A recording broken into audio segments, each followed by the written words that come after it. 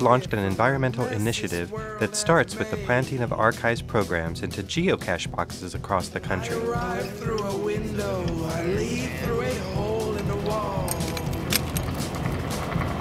Chi-Yok Lee and Judy Berry, CD203, Save the Planet.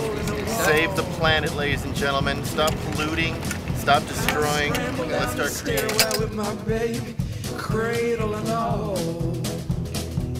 The CDs featured recordings related to the preservation of the environment and will be found by geocachers and make their own trips across the country, informing listeners as they go.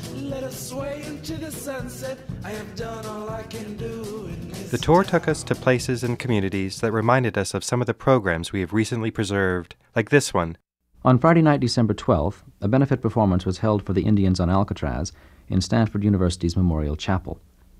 The chapel was crowded with the supporters of the Alcatraz project who had come to hear Malvina Reynolds and Buffy St. Marie sing for a cause to which both are deeply committed. It was Pelican Island when the bay was clean. The birds on the flyway used to make the scene, and the rock was green. Alcatraz, we don't need that plastic jazz. Give us the island the way it was when the Indians had their day.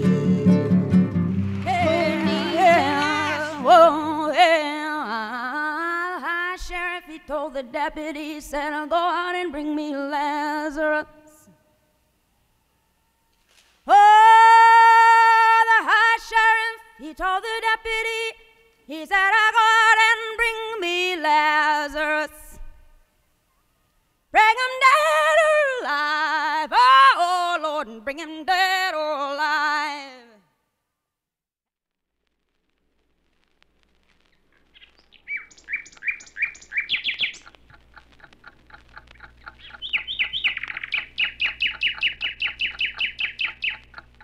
Wednesday, March 28th, 4 a.m. at the 3 Mile Island nuclear reactor. The Susquehanna River flowed past 3 Mile Island and the dairy farms nearby. 12 miles away in Pennsylvania's capital, Harrisburg, most of the city slept peacefully. Suddenly, something went wrong. All the details aren't in yet, but it appears a pump in the 3 Mile Island reactor's cooling system broke down, and the problems didn't end there. Our fourth and final goal was increasing the access to these recordings. The recordings that we brought to for preservation from the archive, we just dropped them off at the Safe Sound Archive in Chestnut Hill. Yes. So there was 100. To make the archives collection more available to academia, the crew visited selected universities, Temple, Howard, Naropa, and the universities of Pennsylvania and Wisconsin, and donated copies of significant recordings. Yeah, we have Bayard Rustin and James Baldwin in debate. Wow, that's incredible. So, and we have recordings of W.E.B. Du Bois. Wow. When he spoke about... And my hero, Paul Robeson. And your hero, Paul Robeson. Again, when I was a little boy in Princeton, New Jersey. Strange to say. Technically, this is the shaping of my views. A Negro boy born in Princeton, New Jersey, in a college town where the students mainly came from the Deep South. You know, Princeton, Harvard, and Yale was the sort of the Southern University of the North, whether you know that or not. And so I grew up in Jersey in a rather Southern atmosphere. And my father was a minister, and I was shaped against that background.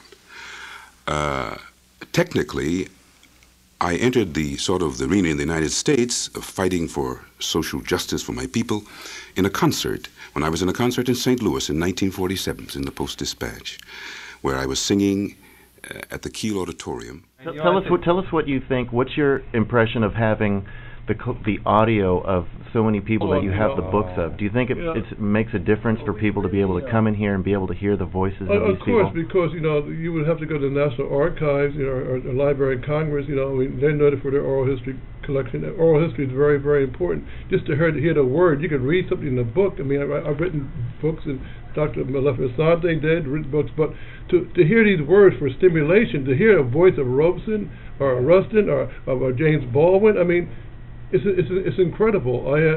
I started a program. On the road back west, we explored new places, met new people, and continued sharing the treasure that is the Pacifica Radio Archives.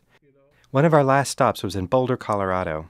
We presented rare recordings of Allen Ginsberg, Dylan Thomas, James Baldwin, and many more to the Allen Ginsberg Library at Naropa University. We joined Pacifica affiliate station KGNU during their on-air fund drive, broadcasting the voices of Alice B. Toklas, Dylan Thomas, Audre Lorde, and Lawrence Ferlinghetti. And finally, since our journey began, the Pacifica Radio Archives can boast that thousands of new listeners have been introduced to American culture and history as told by Pacifica Radio, where public and independent broadcasting began. Was down in Mississippi not so long ago, when a young boy from Chicago town walked through a southern door. This boy's fateful tragedy you should all remember well. The color of his skin was black, and his name was Emmett Till. Some men, they dragged him to a barn, and there they beat him up. They said they had a reason, but I